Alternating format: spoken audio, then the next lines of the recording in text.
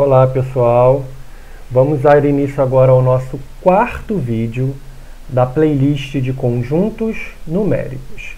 E a gente vai falar agora, depois de ter falado dos números naturais, dos números inteiros, dos números racionais, vamos falar dos famosos números malucos, aqueles números que você não sabe onde vão parar, que dão aqueles números com vírgula, né, sendo bem antididático, infinitos e sem repetição.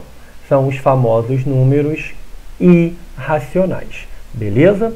Então, até o momento, os números racionais eram suficientes para representar as situações do cotidiano. Então, o que a gente usava até o momento, os números, as frações, os números positivos e negativos nos satisfaziam. Ou seja, os números racionais ocupavam toda a reta numérica. Com a evolução da pesquisa matemática, relata-se que Pitágoras, ao supostamente aprimorar seu teorema famoso, a gente fala supostamente porque não tem uma afirmação sobre ele ter realmente criado o teorema, né? Percebeu-se que nem toda raiz quadrada era um quadrado perfeito. O que eu quero dizer com isso, gente? Nós aprendemos já que, por exemplo, a raiz quadrada de 4, ficou péssima a raiz aqui, gente. A gente sabe que é 2, a raiz quadrada de 9 é 3, mas a raiz quadrada de 2, eles não tinham resultado, né?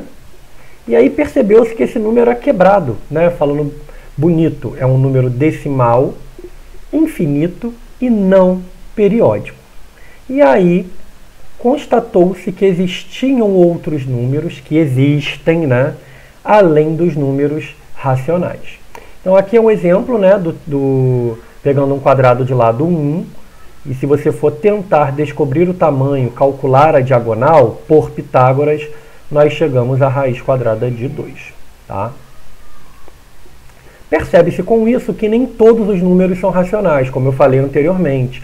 Esses números que não têm raiz quadrada exata, na verdade geram números decimais, como eu falei, infinitos e não periódicos. Como não podem ser representados na forma de fração, isso é importantíssimo, eles são não racionais. Daí o nome irracionais. O conjunto dos números irracionais é formado por decimais infinitos não periódicos. Falei aqui em cima, né? Ou seja, os números que não podem ser escritos na forma de fração. Deixando claro aí.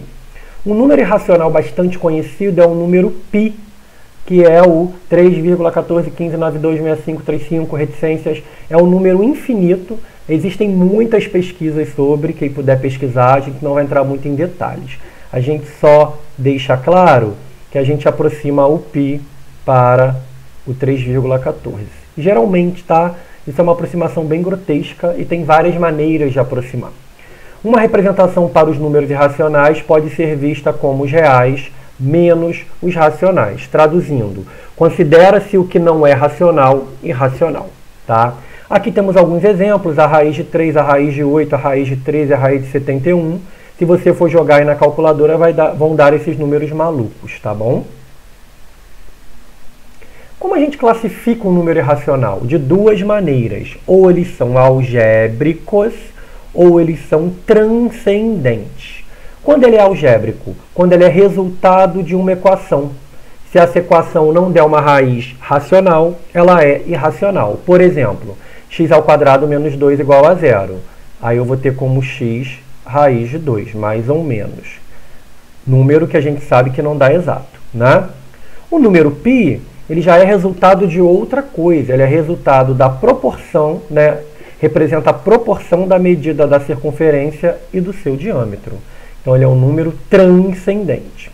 Outro exemplo é o número de Neper ou constante de Euler, que aparece na matemática financeira, na biologia, que é 2,7182. A gente usa aproximadamente 2,71, tá bom? Outro número também importantíssimo é o número de ouro, conhecido como o número φ. E ele é aproximadamente 1,61. Ele tem a ver com a beleza matemática, com a razão áurea, né, com os elementos da natureza em relação à matemática. Pinturas, esculturas, construções e tudo mais. Tá bom, gente?